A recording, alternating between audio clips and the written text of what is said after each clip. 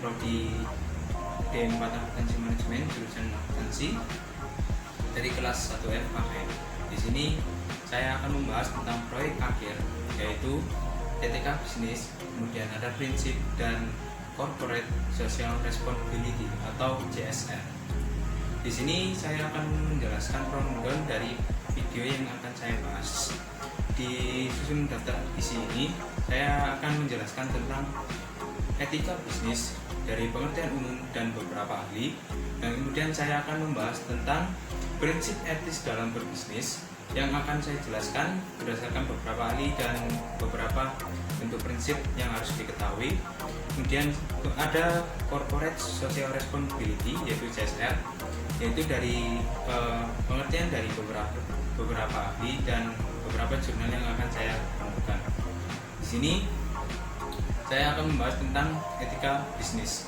Di etika bisnis dalam pengertian umum di sini yaitu sebuah pedoman atau moral-moral yang dibentuk dalam berprinsip dalam berbisnis, yaitu dalam bentuk sebuah etika atau sikap diri yang akan dibentuk untuk membentuk sebuah bisnis yang bagus dalam berorganisasi ataupun dalam berkomunikasi. Di sini prinsip dari etika bisnis sendiri akan mendominasi dalam sebuah pekerjaan. Di pekerjaan ini kita akan langsung membahas tentang dari beberapa ahli. Menurut Craig O. Hansen, di sini etika bisnis itu dijelaskan dalam PPT saya. Dari jurnalnya Craig O. Hansen disebutkan bahwa pedoman itu harus bermoral pada etika bisnis. Etika bisnis harus dibentuk sedini mungkin, dan sehingga saat kita mengimplementasikan sebuah etika bisnis ini akan langsung dikerjakan oleh kita sendiri, maupun itu dalam bentuk tidak tertulis maupun tertulis. Dalam buku jurnal dari Craig O. Hansen disebutkan bahwa itu etika adalah merupakan hal yang penting dalam berorganisasi maupun berkomunikasi. Jadi dia hampir sama dengan pengertian umum, tapi Craig O. Hansen sungguh menjelaskannya dalam jurnalnya lebih detail. Saya ambil berikutnya adalah menurut Budi Sartono. Dalam Budi Sartono ini dijelaskan bahwa etika itu diambil dari kata, yaitu etika itu sendiri, yaitu sebuah sikap yang tidak berbuat buruk atau baik. Jadi dia akan mengimplementasikan tindakan itu menjadi baik dan berguna bagi organisasi maupun perusahaan yang dia akan tuju. Kemudian menurut M. Bertens, yaitu dia menjelaskan dalam bukunya, etika bisnis itu adalah suatu hal yang diperlukan dan tidak berbuat kerugian bagi orang lain. Jadi etika itu akan berbentuk dengan sendirinya dan membantu orang lain, sehingga tidak akan ada yang merugikan dan menciptakan sebuah simbiosis mutualisme, sehingga saling menguntungkan dan tidak akan merugikan orang lain. Kemudian di sini saya akan melanjutkannya ke prinsip etis dalam berbisnis. Kemudian dalam etis berbisnis ini disebutkan oleh Soracchio bahwa etis berbisnis itu adalah cabang dari etika. Jadi etis berbisnis itu adalah suatu hal yang biasa disebut dengan etika manajemen yang akan diimplementasikan dalam berorganisasi, berkomunikasi, kemudian dalam jual beli dan dalam perusahaan tersebut, sehingga etis berbisnis ini sungguh membuat sebuah organisasi menjadi terarah dan tidak amburadul ke beberapa arah yang buruk. Kemudian dalam Soracchio ini juga dijelaskan di ini ada 5 prinsip etis yang perlu dilakukan untuk kita implementasikan dalam berorganisasi atau bekerja dalam perusahaan, sehingga dalam organisasi atau perusahaan tersebut kita membentuk sebuah gambaran yang bagus dan kita menjadi sistematis dan tematik, sehingga tidak ada yang ke arah manapun yang sangat merugikan. Dari prinsip itu ada 5. Jadi dalam 5 tersebut dibagi menjadi 1, kejujuran.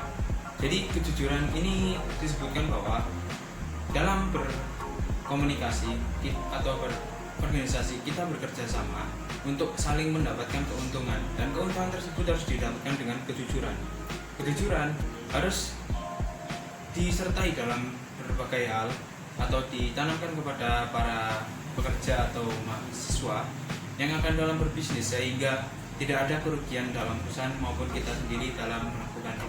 Yang kedua ada loyalitas. Dalam loyalitas ini disebutkan bahwa loyalitas itu harus ditanamkan dalam sebuah organisasi, karena kita tidak ingin sebuah tindakan itu ada yang menyimpang atau tidak bersatu jalan dengan kita, sehingga tidak ada hal yang satu dengan yang satu saling terpisah. Dan dalam loyalitas ini disebutkan juga bahwa kita harus menanamkan ini dalam organisasi, karena kita tidak ingin semuanya bekerja tanpa arah. Jadi loyalitas ini kita akan bekerja dengan sungguh-sungguh, dengan kejujuran yang telah disebutkan tadi. Dan loyalitas ini sangat penting karena memang menentukan perusahaan akan berarah kemana. Kemudian yang ketiga ada keadilan. Di keadilan ini juga disebutkan bahwa dalam organisasi kita harus menerapkan sistem keadilan, karena kita tidak ingin semua itu merasa tercampakkan, merasa di bawah, dan merasa tidak ada tujuannya. Sehingga dalam keadilan ini kita harus menyamakan semua, membagi rata, sehingga tidak ada yang saling merasa tinggi atau merasa sombong. Kemudian ada moralitas. Dalam moralitas ini biasanya ditanamkan dalam diri sendiri. Moralitas sendiri yaitu sebuah tujuan atau pemikiran yang akan dibentuk dalam skema tematis, yang sehingga dalam pengimplementasiannya moralitas itu terbentuk sejak dini, sehingga kita tidak bisa sembarangan dan menerapkannya di masa-masa seperti ini. Kemudian dalam moralitas ini juga kita harus penting menanamkan ini dan membangun moralitas ini menjadi lebih baik, sehingga kita bisa berguna untuk perusahaan atau organisasi yang kita sampaikan. Kemudian ada otonomi. Dalam otonomi ini seperti halnya yang pengertian umum, yaitu otonomi adalah pembagian kekuasaan. Jadi pembagian kekuasaan ini meliputi dalam berbagai organisasi, kegiatan, dan berbagai macam hal bisnis yang akan dilakukan. Otonomi sendiri ini hampir sama seperti keadilan, tapi berbeda sedikit. Jadi jika keadilan kita membagi rata, otonomi kita membagi rata dalam tugas. Jadi keadilan itu dalam bentuk moral dan otonomi dalam bentuk kerja, sehingga perusahaan tidak akan kesusahan dalam mengerjakan sesuatu dan tidak akan membuat itu semakin menjadi lebih berat, dan perusahaan atau organisasi akan menjadi lebih luas. Kemudian kita masuk ke model prinsip lainnya, yaitu CSR. Di Corporate Social Responsibility ini saya akan menjelaskan tentang berbagai macam hal atau dari pengertian umum dari beberapa jurnal dan beberapa buku yang telah disebutkan. Pertama, ada pengertian umum dari CSR. Pengertian umum dari CSR ini disebutkan bahwa itu adalah sebuah konsep atau responsibilitas dari perusahaan dalam menjaga lingkungannya atau dalam sosialnya yang di sekitar perusahaan, sehingga dalam penyampaiannya itu kegiatan-kegiatan tidak akan merusak dalam lingkungan atau merusak budaya sosial atau mengganggu kesosialan masyarakat di sekitar perusahaan. Jadi CSR ini adalah hal dasar dalam perusahaan yang dibentuk untuk membantu sebuah masyarakat dan perusahaan dalam mencapai keuntungan. Kemudian selanjutnya ada dari menurut dari Wijaja dan Yeremia disebutkan bahwa CSR itu adalah merupakan bentuk kerjasama antara pertumbuhan satu dengan yang lain. Dengan hal ini, tambahan ini akan menjadi lebih baik.